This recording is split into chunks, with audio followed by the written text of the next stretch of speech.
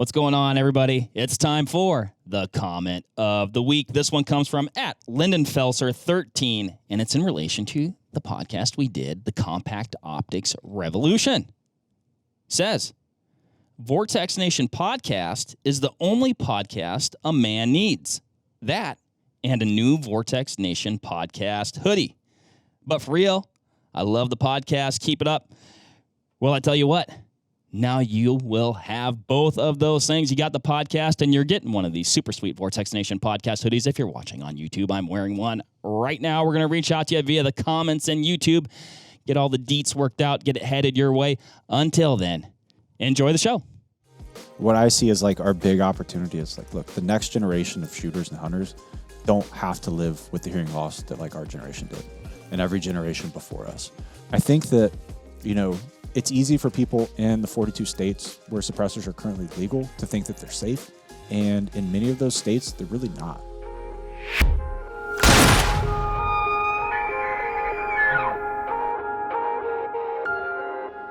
What is up, everybody? Mark on the mic here. Mr. Ryan Muckenhern to my left. And across from us, very special guest, Mr. Knox Williams from the American Suppressor Association. Knox, we kind of met via email. You know a couple guys here at Vortex already. You said you're going to I'm going to be in town. And we're like, oh, this is like a don't miss opportunity. We got to get you out here. Little visit at Vortex. Combine business with pleasure. Get you on the podcast and chat all about you and the American Suppressor Association and the very important work that you guys are doing. I appreciate that, man. And it's truly a privilege to be out here with y'all. Yeah. Really, really excited about this. No, yeah, we're jacked. So what I think we're going to talk a little bit about what brought you to town. I guess you're kind of like got a dual purpose here. Kind of what you've been up to recently, like current events, and then we're going to jump into the org and everything that's going on there, if that works for you. Sounds perfect. Cool, man. So how did you end up in Barneveld? Because that's not, you have this trip is dual purpose. Yes. So we're going to podcast here, but then you're heading over to the RNC, to the convention over in Milwaukee. And that was the anchor for this whole trip. I figure, when in Wisconsin, don't want to miss an opportunity to come and see the folks at Vortex. Yeah, take down a few cheese curds, Oh, dude, I crushed it last night. Did you? Yeah. That is a don't miss. Yeah. Where'd you end up Where'd you stay last night? I stayed over in Verona. Okay. But when I got in at the airport, I drove to this tavern right by the Capitol. Okay. The old something. Oh, the old fashioned. Yeah. That's a good joint. It was great. I really enjoyed it. Sat at the bar, had my fill of cheese curds until my stomach hurt. Then had a brat and headed on over. You're taking it in. Yeah. Well, yeah, man. When you're eat like the locals do, right? I agree. Wisconsin to me. Wisconsin has a large amount of Wisconsin pride. I'm a transplant. I guess you are too, right? Same, yeah. But when I came, Friday fish fries, that's a thing. Old fashions are it's almost like, you ate at a place called the Old Fashioned. It's like the state drink, if you will. I mean, that's that goes hand in hand with a Friday fish fry. Brats are a thing, and people are very passionate and particular about their brats. I know culturally, every city has their vibe, but to me, Wisconsin, kind of elevates that. I mean, I guess you go to Kansas City, you're gonna do barbecue type stuff. So maybe it is everywhere, but I don't know. Somebody's gonna throw something at the screen. You said Kansas City barbecue. Isn't that a thing? It is, but as I've learned, I'm recently getting into the smoking and curing of meats, and you go different places to find different information on how to do something a particular way. And then people will talk about, that's not KC style. And then, then there's arguments. There are forums, in fact. So people maybe on the internet, people would be like, oh, check out my Kansas City ribs that I made. Yep. And then they take exception to that. Yeah. What I will say though, Mark, is you're spot on. Things that I underestimated as a transplant into the state was the fervor and the excitement over cheese, beer, brats, the pack, and the Friday fish fry thing. I still haven't figured out. I'm still working that one out. To me, it's like this somewhat arbitrary thing but it is something to look forward to. Like, it gives you something to look forward to. And I don't know why. Like, I guess I like to eat fish too. So like, yeah, it's a requirement. It's not an option. If you're here on Friday and you go to a restaurant or a bar, that is what you are eating. Is that like a Catholic thing? Or like... So that's what my thought was. Yeah. I grew up Catholic. So we had fish fries during the Lenten season. And it wasn't just Catholics. And like all the churches in my hometown, which I think there were 7, had their own fish fry. And so there was like a fun little contest that went on, like who put on the best fish fry. The correct answer was Knights of Columbus out of the St. Anastasia Catholic Church. That's another point of contention. Who puts on the best fish fry? Correct. And then that was just the Lenten season. And when I moved here, it was September. And I'm driving around like my girlfriend. We're like trying to find something to do on a Friday night, find a bite to eat or whatever. And we roll into a bar, restaurant kind of thing, and there's no place to sit. And it's like, well, shoot, the hour, or it's like an hour and a half, hour and 45-minute wait. We're like, sorry, we'll go to another place. Same thing. And that process repeated. I think we got a Papa Murphy's pizza and we went home and we're like, what is going on in this place? Is it football season? I'm not a sports person. And then I come to learn coming to work the next day that, well, no, it's Friday. It's fish fry. Yeah, you should have gotten there a little earlier. Yeah. And I have yet to have a good one. That's impossible. No, I'm telling you, man. Everybody has always said, "Oh, you got to go to the XYZ Jones's place, the Red Rooster, and get their fish fry. Their fish fry is the best. You got to go to the Old Mill or the Stonehenge or whatever." And you go there, and it's like, "No, it's McFish." I've never had a good fish fry in Wisconsin. I am waiting for the opportunity. I consider myself somewhat of a fish connoisseur. Yeah. I've had several good fish fries. I've had some that are not good. That where you're like, whoa, like, is that Gordon's? But Mr. Gordon, is that you? Yeah, I don't know. I will say, I think we've talked about this on the podcast before, but compared to like any other state I've been to, visited, lived in, like the amount of like T-shirts that people like. You go downtown, a lot of people are going to have a shirt on that just says Wisconsin or I Heart Wisconsin or Home Wisconsin. People love it here. I like it here. It's a great state. It's a lovely state. I didn't give it enough credit because I only hunted on the very western edge, and I figured that the rest of the state was much like where I'm from, which is simply northern Iowa. And no, it's biodiversity is off the charts. Mm-hmm. The ecology is beautiful. There are many things to do for the sportsman and woman alike. I'm biased to where the region that we're in right now, which we're kind of like in what I would consider it's like rolling farmland, but also like bluff country. Oh yeah. And then not too far away, there's some even a little bit more extreme bluff country, and then northern Wisconsin. Here's delightful. There's a lot of good parts of the state. Delightful segue into the topic at hand. Where I had come from, suppressors were a no-no. That's true. When I got to Wisconsin, they're like, well, yeah, you can get them. It was like, what?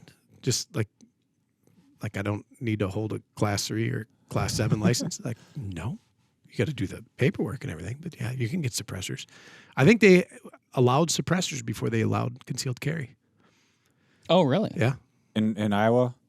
I'm from Minnesota. I make the joke about where I'm from as being simply northern Iowa because it's just mostly flat and a cornfield. But yeah, no.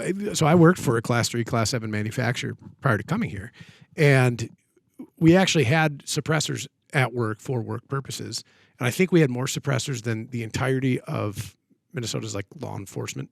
Were you at JP? Nope, but we did a lot of work with JP. Okay. Yep, we were an OEM manufacturer for them. Cool. We did quite a bit of work for them. Nice. But, yeah, it was a weird deal when I came out here, and I was unusually resistant to the acquiescing of a suppressor because I was positive that the amount of red tape and documentation involved was impossible to overcome. What year did you make the transition over here? 14.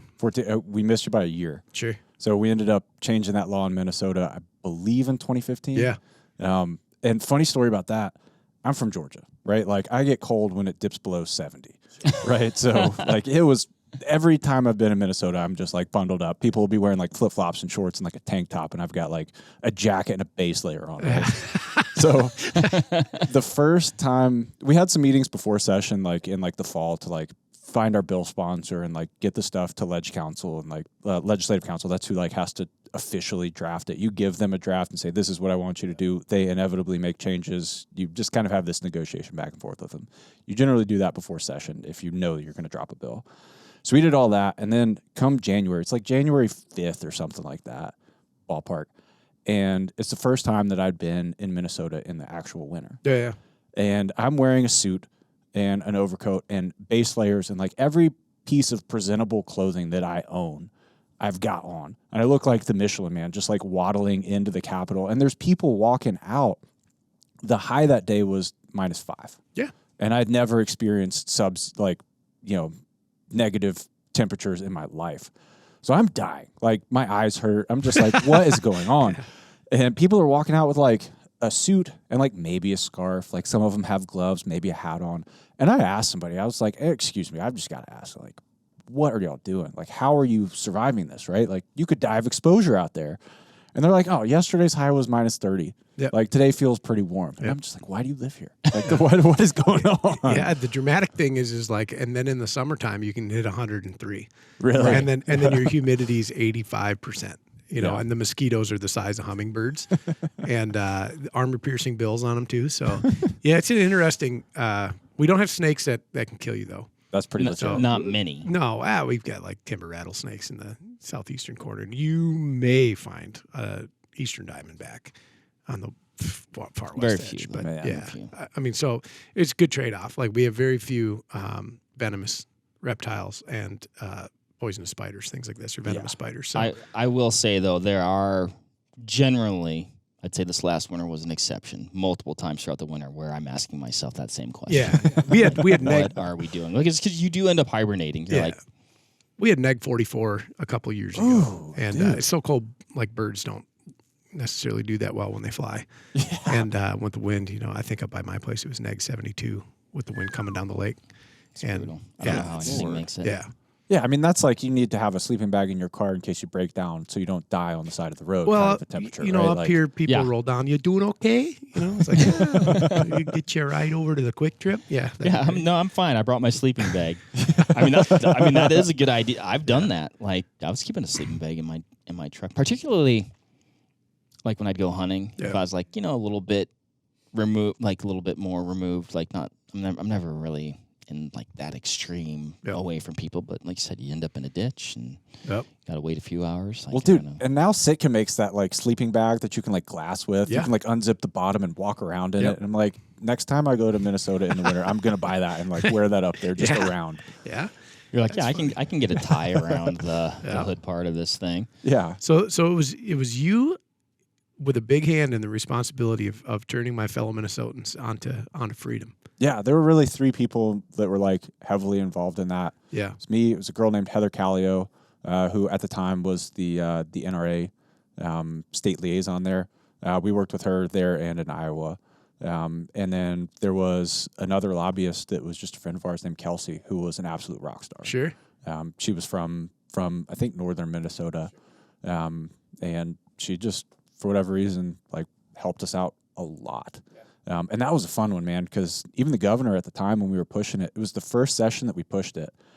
And we got it through. The governor issued a veto threat and then ended up just allowing it to go into law without signing it. Like that was his kind of like, middle finger to us, because we got it attached to a bigger package that, he wasn't going to veto because it had a lot of other like issues that would have had negative political repercussions for him had he vetoed it. Okay. But that was like one of my favorite like political outmaneuvers of my career. Like that was super fun. And like watching him on the news, I will not sign this. I will veto any legislation that includes it. It's like, I bet you won't. That's really interesting. Yeah. When that went through, I mean, we were at our older building and I got a text message the day that went into law from the gentleman I worked for. He got me started in the industry way long ago, small gun shop. And he's an older guy and he does not text. And he sent a message on that, like we can do suppressors now. And then within a very short amount of time, they of course had to, restructure their licensing to sell suppressors, and full complement, and people were coming in there and transacting as if it was business as usual. And that became not the cornerstone of their business, but being where they were, an hour to anywhere that sold those products otherwise, and off the charts right That's there. awesome. Yeah, it was great. I love that. And to think now, and it's just interesting, small little farm town. I know a lot of folks out there, predator hunters mostly, because we can't hunt with rifles in that area, that are run suppressed as if that's the way it should be, because it is the way it should be. Yeah. So no, thank you for that. Yeah. That's awesome. That is amazing. I was going to ask, it sounded like you guys, got a little bit crafty with it, but was that an easy conversation or like a difficult, actually, what you're presenting, this actually makes sense. We should probably do that. But it sounds like you guys had to, do some figure in there, huh? We did. And it was a lot of different political deals, right? Like, it was bigger than us. Had we just gone in alone, like, we wouldn't have been able to pull that off. We needed the team. Okay. And like, that's kind of been our MO. We're the subject matter experts, but we're never going to carry a big stick, right? Like, at the end of the day, we're a niche organization, but we know our issue better than anybody in the world. So like, one of the first things that we did organizationally was like, look, we've got to basically lobby groups like the NRA, Congressional Sportsmen's Foundation, to make sure that this is an issue that they too will care about, because they do have the reach with the legislators, and they've got, the stick that you need to use a lot of times in politics. So we did that immediately when we formed back in 2011. And by 2012, NRA and some other groups went from like, it's too extreme, we can't support like suppressor reform, don't talk about it in public, to, yeah, you've got our full endorsement and support, which was really cool to see that turnaround. And I really attribute that to like individual leadership at NRA in the ILA, Institute for Legislative Action at the time. Like, those guys really embraced it and were like, okay, like, we see it now. I also credit Remington buying advanced armament for part of that, because they were a pretty big donor to NRA. So, money has its own pull, but what? Yeah. But it really all came together, and it's been super fun to kind of see the transition and like watch suppressors go from like complete fringe to like pretty mainstream. Very much so. Yeah. We've definitely seen that over the years, and a fairly recent case study, just to stay on the Minnesota thing. But you've got resistance to it off the go from I guess a governmental standpoint, but and maybe even from some of the people there that are less familiar with it, or but like, since then you're like, okay, well, we had before and now we have after.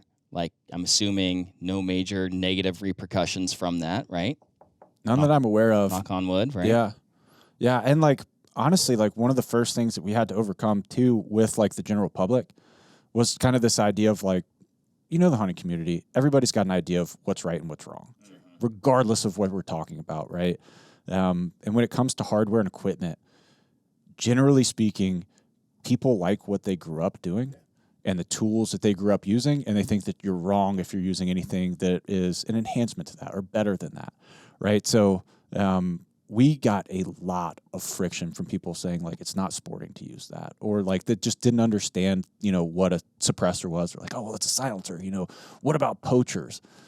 We had a bill in my home state of Georgia that got held up by a committee chairman for 3 years, an A-rated NRA, like, pro-gun committee chairman, because he's like, well, I've got a plantation down near Savannah, and, I don't want people poaching my deer. Only my grandkids can hunt that, and I know that silencers make it silent, and you couldn't, that's nonsense. Yeah, right. But, like, you wouldn't believe the amount of resistance that we got for that. And we still do, to an extent. At this point, when it comes to politicians, it's willful ignorance, in my opinion. And like, there's some that just generally don't know, especially newer legislators. But at this point, it's like, look, we will invite any legislator out to any range at any time to take them shooting, to show them, and then we'll have the policy discussion. But the amount of resistance within the sporting, like, hunting community for suppressors, like, it was pretty eye-opening and astounding. And it's largely been kind of relegated and pushed into the corner at this point, right? Like, a lot of the older generation, as they kind of phase out, like, so do those arguments. But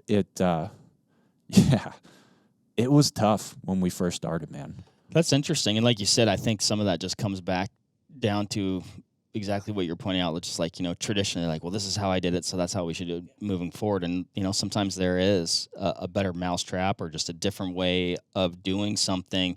And if you're a person that's motivated by whatever it is to commit crimes or to poach, I think you're just inclined to do those things. Yeah. Like, it's, like Ryan and I, like, we've hunted our whole lives. It's not like, now I can finally do it. I'm holding up an invisible suppressor here. Yeah. Like, if you're going to commit crimes, you're going to commit crimes. Like, you're a criminal. Like, that's... Nor is that even relevant because they aren't.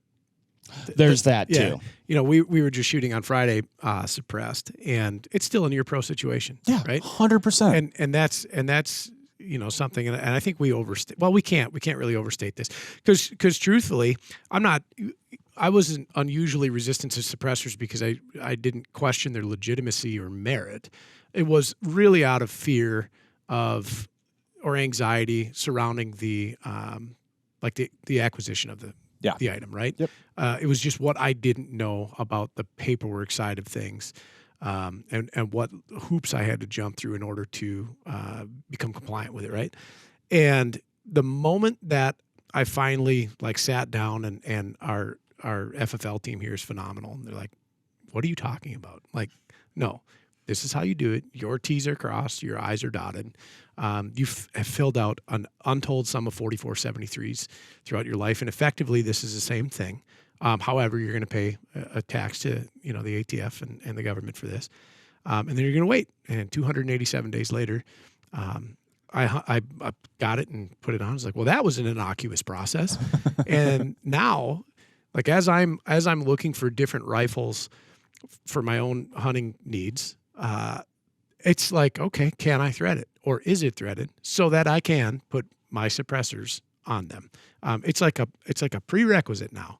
It's not even a thought anymore. Just it must be suppressed. Well, and we're seeing so many rifles come out that are threaded or have a provision for a suppressor, and then we're seeing rifles come out, or people are building custom rifles, and the first consideration is like, well, I want the rifle to be kind of an overall package of X, so I'm going to have the barrel this, and I'm going to put this stock on it, or maybe it's a folding stock. It's just it's almost like the suppressor is the cornerstone of the rifle itself and how it's going to operate in the field, which is really neat to see. It's so cool to see that transition. Think back to 10, 15 years ago, how hard it was to find a rifle that wasn't an AR that was threaded. Yeah. Right? It was unusual. Yeah. You had to really go out of your way, and you had to know a machine shop, and it's like, oh, it's this big crazy thing we've got to do to thread it to half 28 or 5/8 24. It's like, man, that's pretty basic if you're a machinist, right? But yeah, with the factory threaded barrels becoming the norm, it's just awesome to see. And I think that's really helped fuel kind of the renaissance and the that the suppressor industry is experiencing at the moment, where it's like, look, you're kind of an outlier now if you're not putting a suppressor on your gun, assuming that you live in one of the 42 states where you can actually own one. Sure. Mm-hmm. Mm-hmm. Yeah, I mean, Ryan and I just did kind of a budget rifle roundup, budget hunting rifle roundup, and a large constituent of these quotation mark budget rifles are threaded. I mean, it just shows you how far down the line it's going, and just, like you said, it's becoming the norm, not the exception. Very common, very accepted.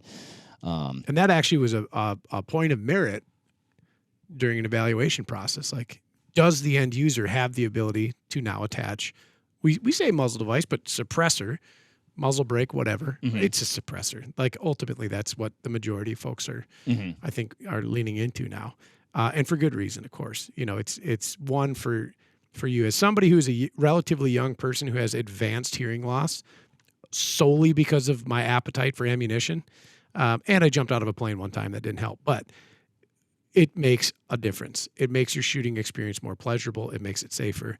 And then when you're hunting with it, I mean, it's subjective, but I think it's better. We all hunted together this fall.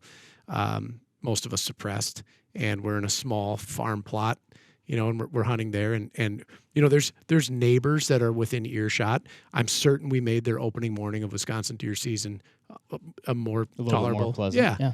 And, for us, we're not ringing each other's ears. And do it. Well, and myself, I was actually so familiar with the org, but I was, I got up pretty early this morning. I was downstairs and, sitting in silence, drinking a cup of coffee. I was on the ASA website, and I don't know if it was like, the irony or whatever you want to call it of, I'm kind of, brushing up on a few of my facts, making sure I've got everything straight.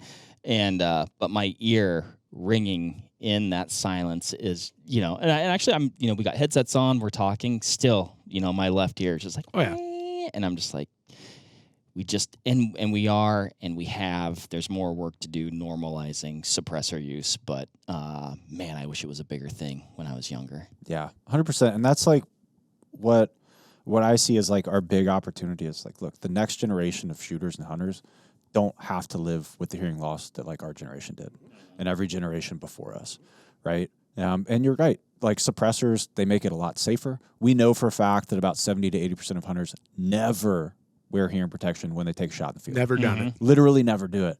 And every single shot that you expose yourself to, your ears to, it doesn't matter if it's a 22 or a 308 or 6.5 Creedmoor, whatever it is, you are permanently damaging your hearing. Right. It's not a question of if, it's really to what extent. And different people are more or less susceptible. If you're taking certain medications that can make you more susceptible, obviously the volume of fire has a big impact. But like there's plenty of people that I know personally that went almost completely deaf with a single shot exposure. Sure. Wow. Just literally one pull of the trigger. I know a guy actually that did that, lives in California, was wearing $2,000 custom hearing protection.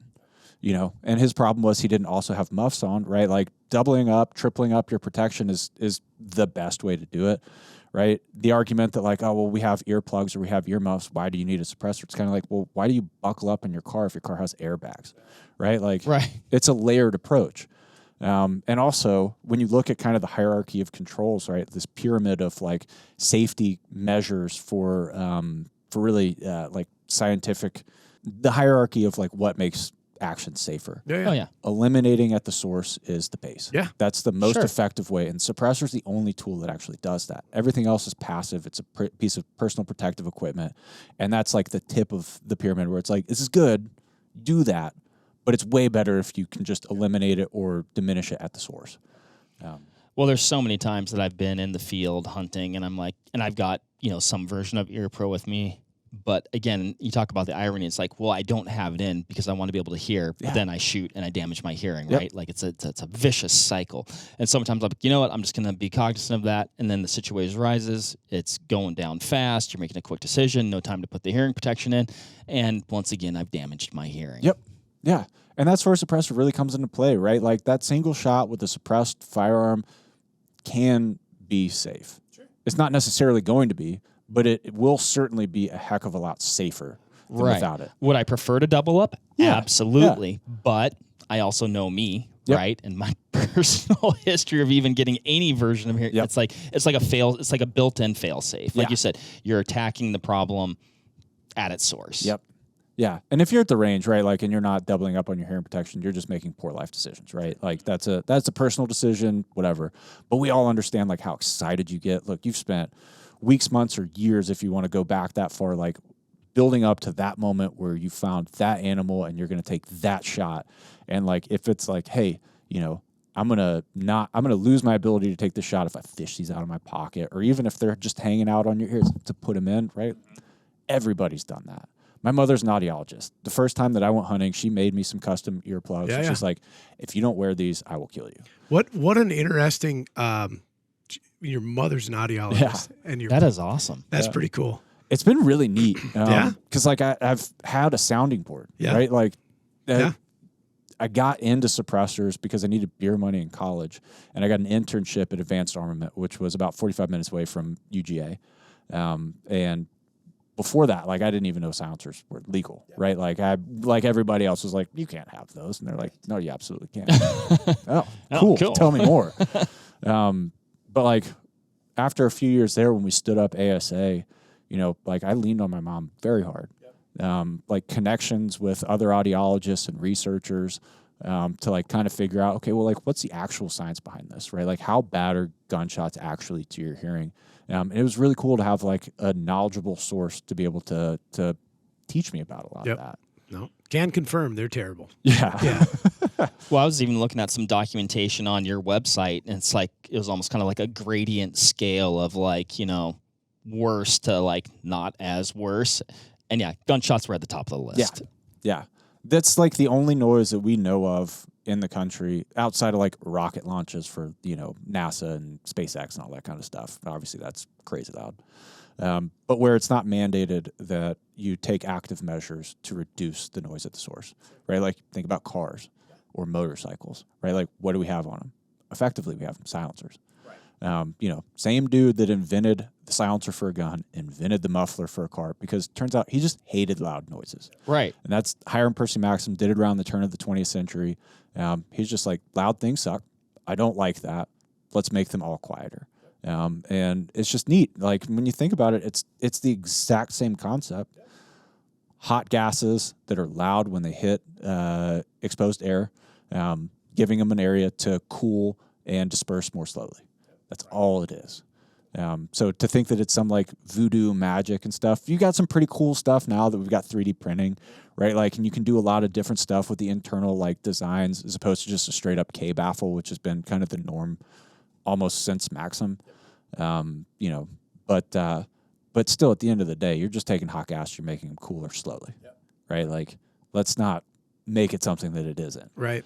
Well, and it's such the fact that we ever got to where we were / are with, you know, legislation and, you know, NFA item, like you're protecting such a, I mean, you get what, 5 senses, right? Some say you got a sixth, Ryan. But like it's such a basic thing to want to protect. Yeah. And the fact that there's, you know, resistance to it is so interesting because like we talked about before, and probably a large of our audience doesn't need any convincing on this, and we've talked about this, you know, but it just bears repeating that it doesn't silence it. It reduces it significantly, 25 to 35 decibels? 20, 35. 20 to 35? Just depends on the make and the model and the caliber and like a whole host of variables, but yeah. But it's still loud enough to where we're saying, yeah, you still want to, you know, it's a good idea to double up. Yeah. But it's not so loud that it's doing that extreme damage. Yeah. And that's our basic political argument, right? Like, how can a noise that is loud enough that scientifically you should still wear hearing protection is quiet enough that it poses a threat to public safety, right? Like, it just doesn't compute, right? Those dots do not connect.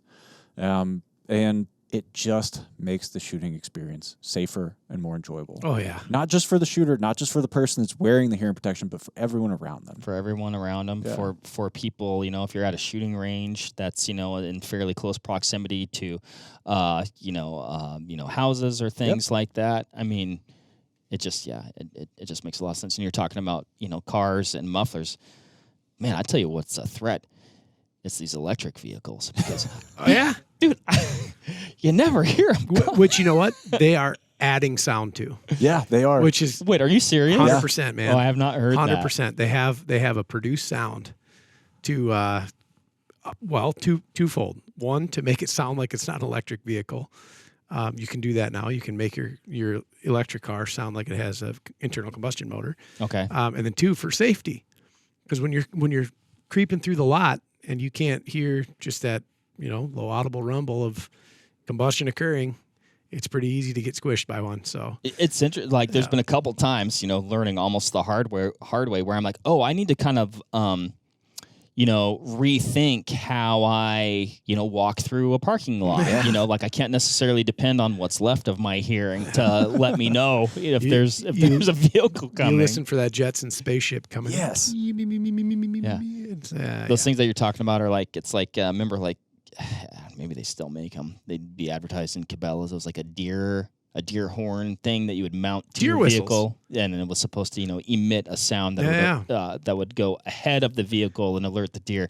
Wait, that was a thing? Oh yeah, deer whistles. Really? I'm not sure their efficacy was ever scientifically proven. Listen, here's the deal. You know, I have I have a rich history of hitting deer with my You vehicle. do. Knock on wood for me. Yeah, no, 16 now in my short career. Hey, What? Yeah, I hit two. I hit 2 in 6 days last year. Absolute trophy bucks too. Just stellar animals. Did you get to keep them? No, I felt so terrible anyways that I did it. And well, you didn't. Well, ooh, it's like So what happened? so, like, how did the event transpire? Well, no, yes, but also then what? So I hit one on my way to work, 47 miles an hour. I was probably 4 car lengths behind a truck. It was peak rut in Wisconsin, in which whitetails lose all inhibitions. And one, well, I wouldn't say all because I still have a really hard time killing the stupid things, but you're very selective, Mark. I'm not. Grease the first spike that comes by. I'm not. That's a end of the season thing. And first one came ripping through a rural residential area. And at the time that I became aware of him, he had just cleared an arborvitae planting that was approximately 40 to 60 feet off of the center line of the road.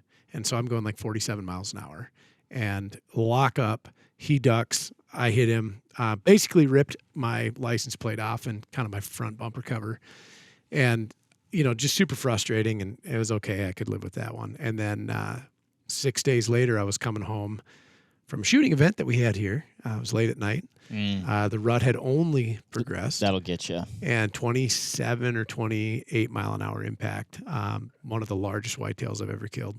Did you speed up a little bit? No, man. I was coming through a 90-degree corner. I mean, the bumper's already wrecked. Yeah, and the bumper wasn't even really that wrecked, but coming through a 90-degree corner, that particular corner is on top of a very steep ditch. In fact, the responding officer fell down that hill.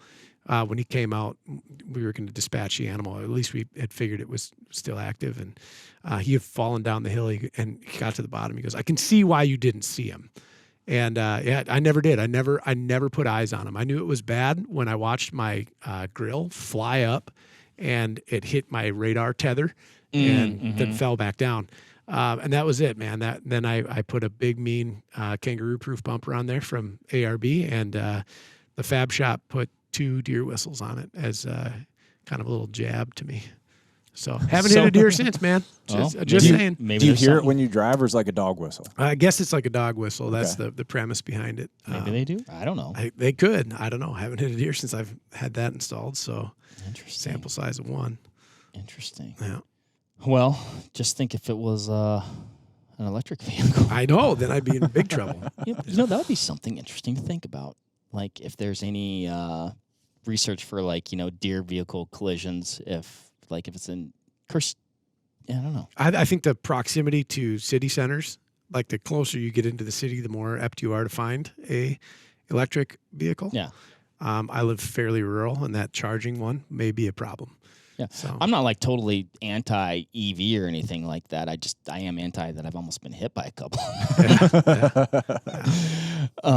Very cool. We probably should have done this at the beginning, but we didn't, Knox. So if you can, tell us, just give us the quick and dirty, the why behind the ASA, how you ended up there, how it formed, what you guys are doing, and kind of maybe just some recent battles, recent wins. I think one thing we really wanted to talk about was how suppressor, I guess, approval, if you will, appears to be going through quite a bit faster than it maybe has historically. So let's start there. Yeah, man. So ASA, we formed it back in 2011. At the time, I was working at Advanced Armament. I was running special projects, which meant all the stuff that my bosses didn't want to do, I did. Okay. So it's in charge of SHOT Show and the AAC party and trade shows and events. And one of the events that we had was a silencer shoot out in West Memphis, Arkansas, which if you haven't been to West Memphis, Arkansas, don't. Okay. Highly recommend against it. But anyways, it was in June. It was 110 degrees out there. I think I drank a case of water one of those days by myself, and I didn't pee once. Yeah. Yeah, that's when you know. Yeah. But anyways, we had an event, and we had a lot of the industry out there, and getting to know a lot of the different suppressor manufacturers that we'd invited out there put me in a unique spot to where I could say hey, okay, we want to start advocating for some pro-suppressor reform. We realized pretty quickly that if we were going to be effective at doing that we needed to not just be lobbying on behalf of our business, but actually to set up an association for it. Okay. First thing we did was we approached NSSF. They told us pound sand. We approached the NRA. They told us like, hey, we're interested, but we think it's a little bit too far out there. But we'll help you form your association and basically kind of like, see how it goes. So I do credit them a lot with like getting us in touch with the attorneys that helped us actually like form it, and being part of the process to kind of help actually establish ourselves. They never provided any like financial contributions or stuff. We never asked them for that. But like really what we were interested in with them was kind of like the knowledge, like teach us, hold our hand, show us the ropes. So we had that silencer shoot in June of 2011. By September, we'd incorporated. Oh, wow. That's fast. Yeah. And at the time, it was Gemtech, it was Silencer Co., and it was Advanced Armament. So it was pretty small. We had like $15,000 as our operating budget. It's all volunteer. And we're just like, hey, let's get after it. One of the driving forces for me and why I cared about it so much was, it's like, look, the NFA is dumb, right? Like, how do we ultimately get these things out? That's always going to be our like top line goal, right? The other was I wanted to be able to hunt with a suppressor in Georgia, and you couldn't legally. Oh, so wow. It's like, all right, let's change that. And everybody's sitting there, oh, you can't do that. It's impossible. It's like, okay, cool. Well, like, we're going to do it. So we formed, I actually quit Advanced Armament in December of 2011. Wow. And the plan was to transition over to ASA full time. And 2 of the 3 board members, not including my former boss, greenlit that. I quit, and then about 30 minutes later, I get a call from one of the 2 board members, and he's like, hey, basically, AAC says that if we hire you full-time, then, like, they're pulling out. And at the time, AAC was, like, the top dog. So I got kicked out of an association that I formed. Oh, no. For a month, because my boss then got fired. My former boss from AAC then got fired, and I was like, hey, guys, like, I want back in, right? Like, this is something I genuinely care about. Let me back in. But they had picked up a new person to run the organization. So for about a couple of years, I just volunteered with the org. It's like, okay, all right, you're just going to be like the secretary of the organization or whatever. And then, eventually that guy kind of got disinterested and moved on. And I was like, hey, like, give me this. Let me run with it. Right. So it was an interesting, like, couple years, but it took us several years to build it up to the point where I could actually, like, hire myself. In the meantime, I actually spent 2 years working with a group called Etymotic Research. Super fascinating company that does, like, earplugs and that sort of stuff. So they actually were founded by a guy named Meade Killian, who invented the earplug. And, like, we think about that as something that's, that's just always been around. Well, it wasn't until Meade made it a thing, right? He did that. He had like 200 patents, and he put me in charge of their Gunsport Pro and EB-15 program, which was an electronic hearing protection that they were working to try and push to the military. I think that the 3M like Peltor earplugs, like the in-ear ones, I'm pretty sure that they're using the Etymotic chips, but if not, like, they more or less copied exactly what we had been doing. And that it's like kind of a common thing where, like, 3M's is Goliath. These guys are like kind of like the small geniuses, and then, like, it was kind of a contentious thing.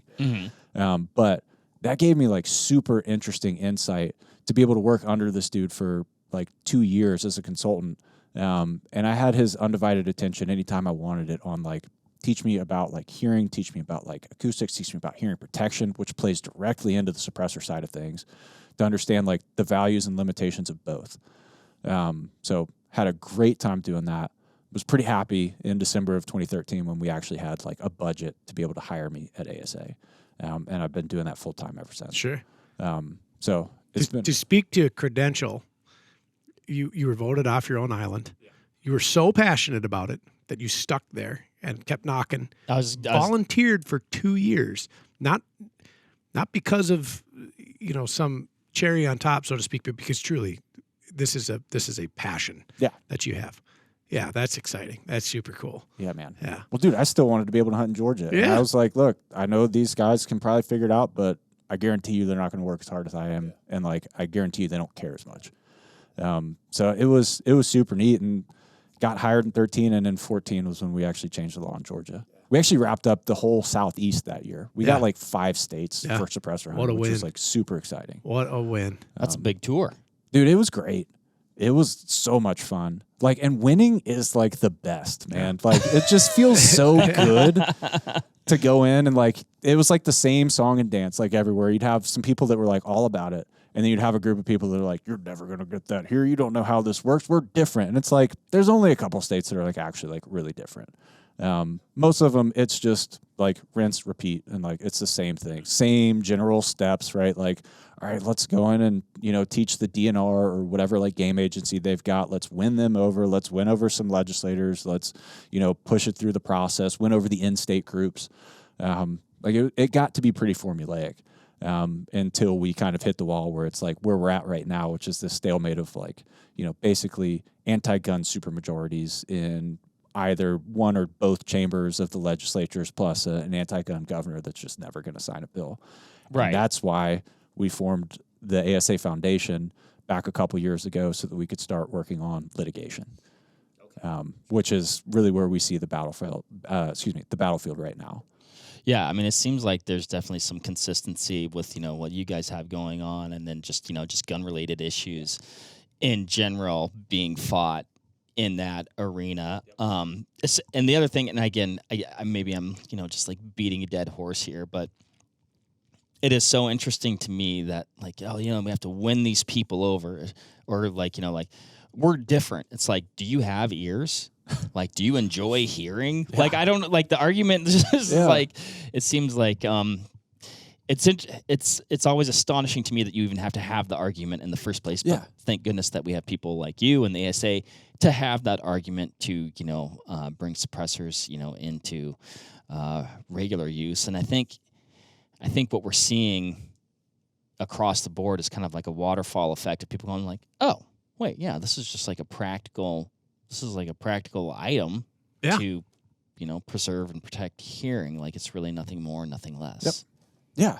And it's fun and it's cool. And like, look, I do think that there's like R3 value in suppressors, right? Like, especially when we're looking at the next generation, like we need to be doing everything that we can to encourage kids to get into the field, whatever that is, you know, like they're not really going to be interested in like learning how to shoot a rifle with iron sights, right? Like, yeah, sure. You're going to do that in Boy Scouts, right? To get your rifle merit badge and stuff. But like how many kids are going into, well, I guess Scouts now, right? Like how many kids are actually doing that? I did. I thought it was cool. I wanted to learn how to shoot a bow and like, you know, wilderness survival and all that stuff. But like a lot of kids don't care about that now. They'd rather be playing, you know, Minecraft or like scrolling through TikTok or whatever.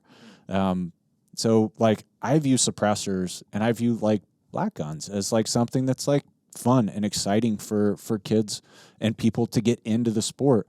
You look at, you know, the optics that y'all make. Like there's still states that don't allow you to have an optic with a battery if you're hunting, right? Which is wild, right? You know, it kind of blows my mind that we're still in that spot where it's like, oh, well, that's not sporting. It's like, to whom? And by what definition? Because it's inherently subjective, right? Like, how far back do we need to go with this, right? Like, to people that grew up with, you know, with flintlocks, like the percussion cap might not have been sporting. And then, like, you go past that to, like, the bolt or trap door or bolt action or whatever it might be, right? Like, it's a constant progression. The metallic cartridge. Yeah. We're different. We don't do that. Yeah. It's like, all right, guys, like, you're basically like Mennonites, right? Like, come over to our state and hunt with, you know, a suppressor and an optic that has, you know, a slight illumination on it, right? And like have your Rumspringer and then go back and like see what it's like, right? Yeah, it is so much perception. And I think of like friends of ours in Europe where over there it's a completely different conversation, depending on what country you're in, right? Like they may have a more stringent regulation on the firearm itself for whatever reasons they may have. But the suppressor is a very mundane thing. Like it's just a thing that you purchase. And if anything, if we talk about like sporting, well, in most applications, it's kind of a hindrance because now I've increased the overall length of my rifle. I've incurred more cost. I've added weight. I've changed the way the rifle behaves. And I develop a hand load. I'm an avid hand loader for my rifle with the suppressor, right? Like I have to take that into consideration. It certainly does not give me some sort of inherent advantage trying to kill something. It's for the moment at the shot that I don't ring my bell, and then also kick everything else out of the hollow for the next guy or for the continuation of that species breeding program. Like it's a courtesy. It truly is a courtesy to my fellow hunter or outdoors person in general. Somebody might be out there recreating that doesn't love the sound of rampant gunfire. Yeah. Oh, great. Well, here's my solution to that. Yeah. So the perception part is that has to be. I'm certain that the legal component is very difficult to challenge, but the change of perception and mentality of what that thing is and what that thing does has to be an interesting battle to fight. Yeah. Because it seems so obvious when you're using them and it's a regular thing. Trying to convince somebody who, generationally speaking, has been against them for unfounded reasons, that's got to be taxing. It's tough. It's like debating religion with some people, right? Like you're just never going to win. But with a lot of people, if you come into it with a decently open mind, it's like hearing is believing, right? You know, these things aren't going to lie. You know, I can't tell you how many times I've taken legislators out. They're like, well, you know, is this really representative of like, you know, the best silencers out there? And they think you're like sandbagging it a little bit or whatever. Yeah. You put a loudener on there. Yeah. And I'm like, well, I mean, okay, you know, think back to like 2014, 2015. And I'm like, all right, this is the exact model suppressor that they used in the Osama bin Laden raid. I know that for a fact because we sold that to SEAL Team 6 and we got a text like, you know, right after the hit, before it hit the news, like, hey, thanks for, you know, letting us use these SDN6s, right? And it's like, that was really cool. And it's like, well, you're shooting one of those, right? Like if it was good enough for them, like, I don't know what to tell you, right? Like they're getting tip of the spear kind of stuff. Yeah, it's been a few years. Like there's some models that might be a little bit quieter, but you're talking about like individual decibels, right? Like, you know, for your ears to perceive it, you need 6 decibels, right? To double the noise. Scientifically, it's actually 3 to double the energy. But nonetheless, right, like this is indicative of what you're going to get in a best case scenario with a suppressor. And, you know, it's like, oh, well, okay, I didn't know that, you know, and that does really change a lot of minds. The other part, too, is like you look at the numbers. When we formed in 2011, there were about 285,000 suppressors in the NFRTR, and that's the Federal Registry. 285,000 that had been registered between 1934 and 2004. Wow. Right now, there's a little over 3.5 million. Actually, probably more than that. I need to crunch the numbers, but we'll probably end the year north of 4 million this year. And like to put it in perspective, since the wait times have dropped, I believe in February of this year, there were close to 80,000 suppressors transferred. 80,000, right? The next month it was like 70. The next month it was about the same. Last month, I think it was about like 56,000.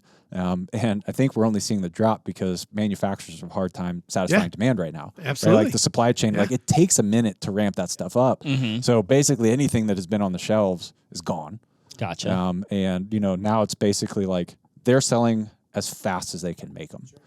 So we're all curious as to like, well, where's that going to level out? And like, where would those numbers be if the shelves were stocked? Right. And I suspect that it would be significantly higher. And that work has only just begun too with, there are still a lot of people out there. And I was this person not that long ago that thought that the hurdle from a paperwork perspective was nearly impossible. And then the wait time was, 14 months, 15 months, 16 months, 18 months. On individual applications, we're seeing them in weeks or days. Yeah. And you're still doing all the same things. It's not like there's a circumventing of practice or policy that goes on. Like you jump through the same hoop. It's just, it has now become palatable. That's one that, and I want to get to the wait times, but have there been, I know we have like e-forms now and things like that, but from a procedural standpoint, has there been any significant change or evolution of that has streamlined the process? So you've got like industry and you've got ATF. Companies like Silencer Shop and Capital Armory, like they did kind of revolutionize like the interface from the consumer to the ATF, right? Like they made it a much simpler, less daunting process. You're still capturing all the same information, but they put a cool user interface on it. And it's like, it's just easy. It flows, right? Like it's something that we can all see instead of something where you're like looking at a government form thinking like, man, I need an attorney to help me with this, right? Sure. And granted, it's not that hard if you just sit there and read it, but like we're all pretty impatient people. I don't want to read all these words. Like who looks and scrolls through terms and conditions and stuff? You know what I mean? You're like, later. Yeah, and then exactly. Later never arrives. Exactly. That's what it was for me. That's what it was. 100% later. Yeah. Okay. So I really, you got to give credit to companies like Silencer Shop and Capital for like really changing that game. And that's done wonders for the proliferation of suppressors. And really kind of all NFA items because they do that, they do SBRs and stuff, machine guns to a lesser extent, right? Like, but there's only so many of those in circulation, right? Transferable. But then on the ATF side, the E-forms is, I mean, like it's been the obvious step since we started, right? Like that was one of the first things when we sat down with ATF when we went up to a meeting with them early in 2012 and sat down in Martinsburg and we got a tour of the facility. And funny story, it was myself, Josh Waldron from Silencer Co. He brought a camera guy who had a literal like handheld camera like that he was filming the whole time with. And Scott Bittner, who was the guy that was the president in the meantime after I got kicked out. So it was the four of us that were up there, and we sat down with the NFA division leadership. We met a lot of the examiners. We saw like the literal fax machines that were receiving the Form 4s, and like we saw like the stacks of boxes. Even then at the time, like they had a like 10 or 20,000 form backlog or something like that. You know, which is just nuts because they weren't even really getting that much volume. We're like, you know, hey guys, it's 2012. Have you not thought about putting together an electronic system to handle all this? And like they're like, oh yeah, we're going to be kind of working on that stuff. Well, the funny thing about the camera crew that we brought was we ended up putting out like a 5-minute video, no audio, but it was just like us touring and like we went to the Hill in DC and like it had us like meeting with members of Congress and stuff like that. We put that out and we get a call like from ATF and they're like, what are you doing? We're like, what are you talking about? They're like, you put out a video. It's like, that's why we brought the camera guy. They're like, well, we didn't know you were going to put out a video. It's like, well, you could have told us that. What do you think he was doing? Yeah. They're like, we didn't know he was filming. We're like, I don't understand that, right? They had a camera and it had a red light on it. Like, what are you talking about? And like, that was kind of like a little ruffle, which is hilarious. The funny part is the guy, one of the people that we sat down with was Stephen Albro. So 2012, he left the NFA division shortly after that. And they had a series of NFA branch and then later division chiefs.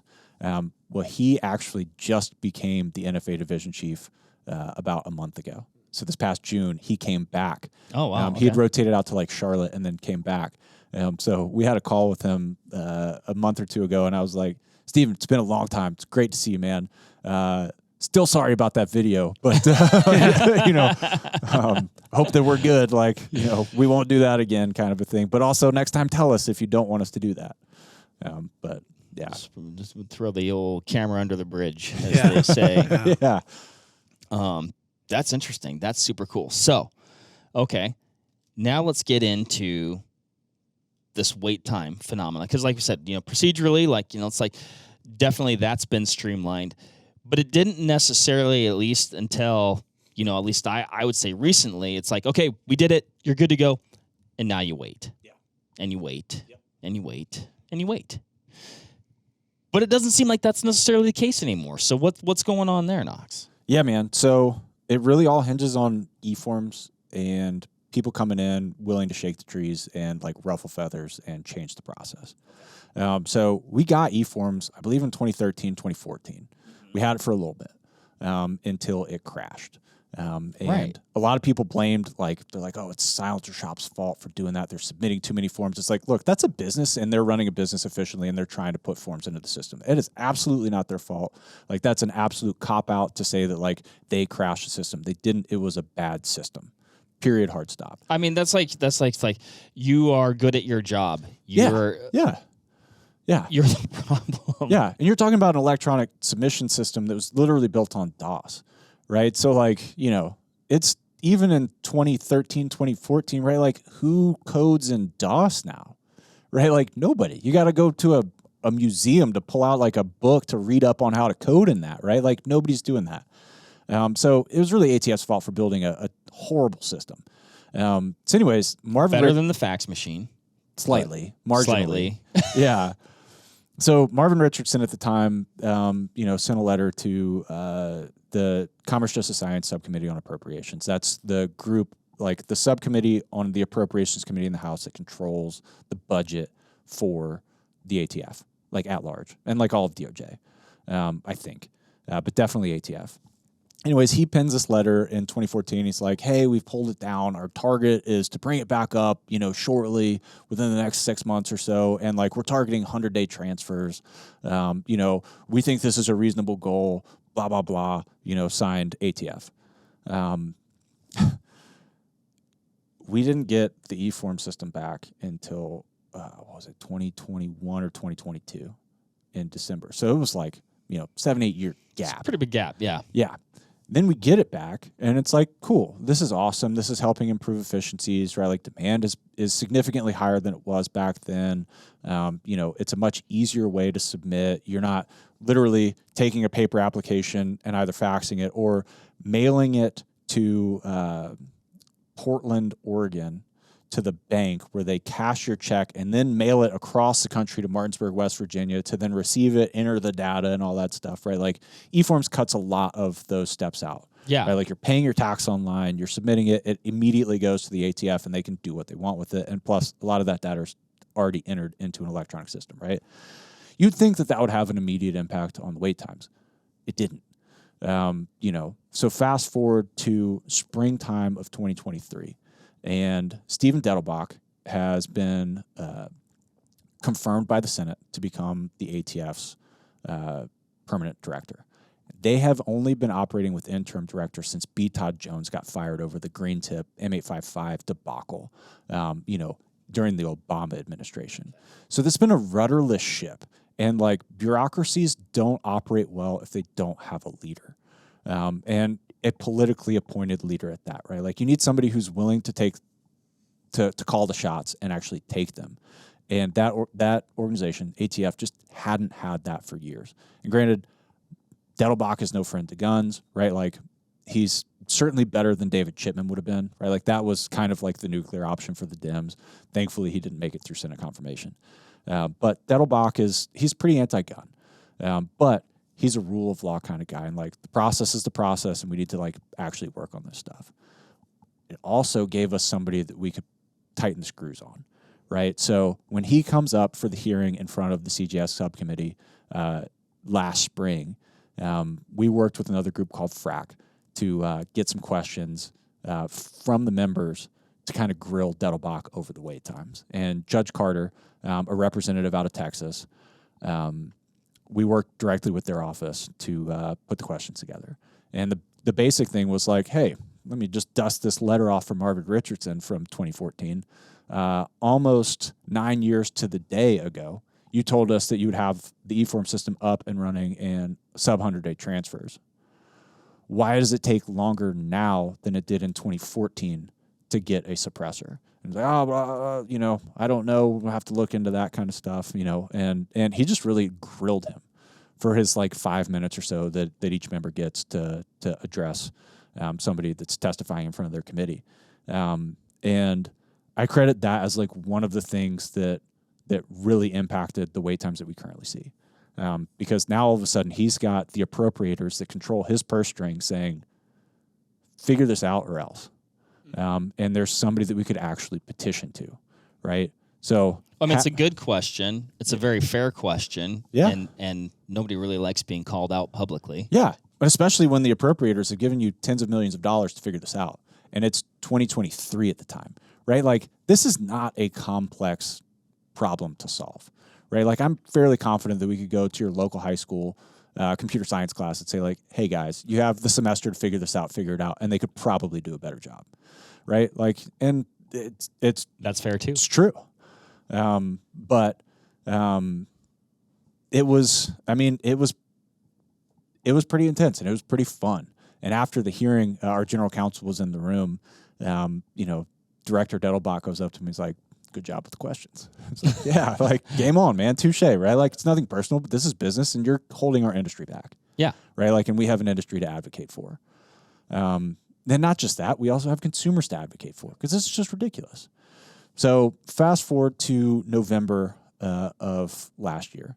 And our vice president, a guy named Owen Miller, worked with us since 2016, worked at Gemtech for like 15 years before that, like cut his teeth in the industry, ran compliance for Gemtech. So his ties with ATF are like super tight because when you're running compliance for an NFA, organization, you need to know the ATF folks because they control every aspect of your business, whether you like it or not. So Owen worked with Amy Steele, who was the NFA division chief at the time, to set up a meeting to talk about e-forms improvements. And to Amy's credit, right, like she was very open and willing to invite us into ATF with high volume submitters. So folks like Capital and Silencer Co. and Silencer Shop and folks like that. There was probably like 10 or so of us in the room with ATF and like their tech people, the folks that are actually like implementing the e-form system, and then NFA division leadership, and then some generic ATF leadership. And we had about 2-3 hour meeting where we were just like hashing it out. Like, look, why does the system work like this? Here are some things that we think you can improve. A lot of it was technical. A lot of it was like, look, just improve your efficiencies. Bundle these applications. There's no reason that like if you want to submit a form that if you want to buy 2 suppressors, you're submitting 2 separate applications and they're being processed as 2 separate applications. It's ridiculous. Right. It makes no sense. It's horribly inefficient. Like you fix that problem, you fix a lot. Stop your... I'm totally interrupting, but like I'm going to draw the analogy of you're in the fast food line and you're like, I'd like a cheeseburger, fries, and a soda. Yep. And they're all for your lunch, but you need to order them separately. Yeah. So you're going to have to do 3 separate transactions. Yeah. Yeah, this is a cheeseburger line, that's a French fry line, and that's your Coca-Cola line. Right. Yeah, it's ridiculous. Or even I want 4 cheeseburgers, right? Yeah. Maybe that's even better. Like I want 4 cheeseburgers. Yeah, that's going to be 4 orders. Yeah. Like, no. Yeah, but that's how it is. And it's still like that, and that's something that we want them to fix, right? Like there's still a lot of things that they can improve that will improve the efficiency, but at least they agreed to start bundling them on the back end. So, it's not a perfect system, especially as the transfers are going faster now.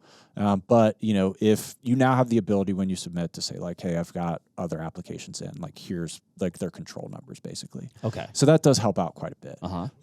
Because again, when they get received by the ATF, it's not as if like they all go to the same examiner. They could be scattered out.